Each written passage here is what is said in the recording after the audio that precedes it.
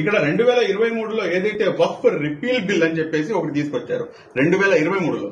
ఈ రోజున వైసీపీ కానివ్వండి, లేకపోతే కొంతమంది వైసీపీకి తుతులుగా ఉన్నటువంటి కొన్ని ప్రజా సంఘాలు వారు మాట్లాడుతున్నటువంటి మాటలు ఏమిటంటే, ఏదో ఈ రోజున ముస్లిం సమాజానికి వెన్నుపోటు పొడి చేశారు, ఇఫ్తార్ దావత్ ని బహిష్కరించండి అని చెప్పేసి.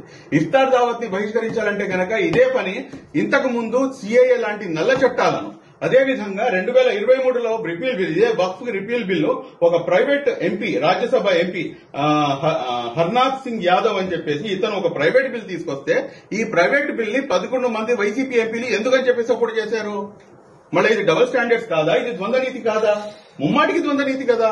మరి అలాంటప్పుడు ఈ రోజున మీరేమో మాట్లాడుతున్నారు, మేము ఇఫ్తార్ విందును మేము బహిష్కరిస్తాము అని చెప్పి. బహిష్కరించండి.